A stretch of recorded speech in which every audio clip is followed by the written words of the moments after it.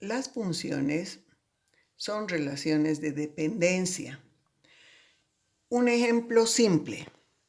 Si tenemos que un sándwich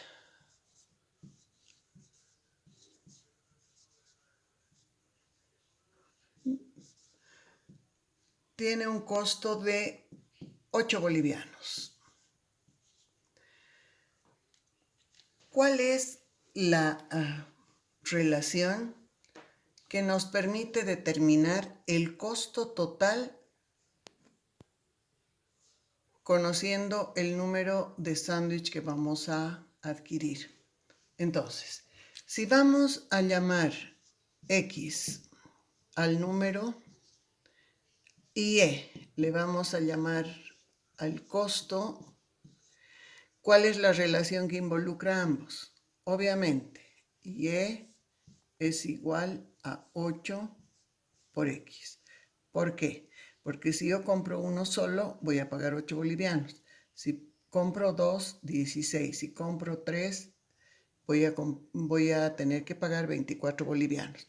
Esto lo podemos representar a través de una tablita de valores. X y Y. X número y Y el precio. Entonces, si compro 1, pago 8. Si compro 2, pago 16. Si compro 3, 3 por 8, 24. Si compro 4, 4 por 8, 32. Entonces, es por eso que decimos que la primera componente, la X, es la variable independiente. La variable independiente. Normalmente yo les digo a mis alumnos, la variable es independiente porque toma el valor que tú quieres. Tú le puedes asignar el valor que tú quieras a la variable X. La variable Y es la variable dependiente. La variable dependiente. ¿Por qué dependiente? Porque depende del valor de la X. Si como más, pago más.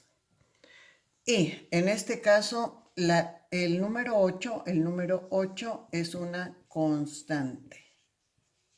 También importante en la función porque nos está dando el precio unitario. Entonces, acá vemos claramente que se cumple la definición de función. Función, una relación entre dos variables. ¿Cuáles son las variables? Número y precio o costo. De modo que a cada número corresponde un único precio. No hay dos números diferentes con el mismo precio. Entonces, esa es una función. Y a esta le llamamos función lineal, porque si la representamos en un gráfico nos va a llevar a una línea recta. Entonces, vamos a hacer otro ejemplo de función. Vamos a ver ahora, por ejemplo, si el conjunto A está formado por los elementos 1, 2 y 3. Y el conjunto B está formado por los elementos 1, 4, 9, 16 y 25. Bien, entonces este va a ser nuestro ejemplo para que podamos determinar qué es el dominio y cuál es el codominio de una función. De esta manera se determina una función. Se dice una función f definida de A en B. Definida por. Voy a definir la función como f de x igual a x al cuadrado. Y es lo mismo que f de x. La segunda componente depende de la primera, entonces y es igual a f de x. Por lo tanto, si nosotros encontramos los pares ordenados de esta función, como está definida de A hacia B, estamos diciendo f de x, la segunda componente, tiene que ser el cuadrado de la primera. Entonces, si la primera es 1, el cuadrado es 1. Vamos al segundo elemento. Estas son las x y estas son las y. Entonces tenemos 2, 2 al cuadrado, 4.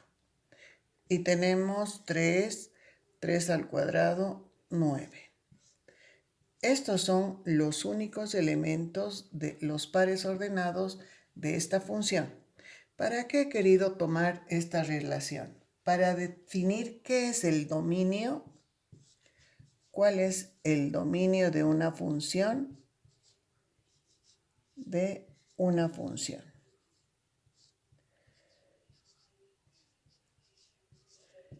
El dominio de una función, lo vamos a escribir de esta manera, es el conjunto de las primeras componentes de la función. Entonces, el conjunto de las primeras componentes está formado por los elementos 1, 2 y 3. El dominio es 1, 2 y 3. Y el codominio de la función,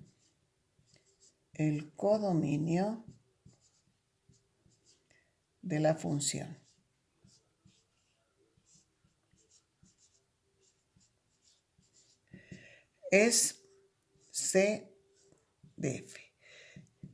Es el conjunto de las segundas componentes de los pares ordenados de la función definida. En este caso, las segundas componentes son 1, 4 y 9.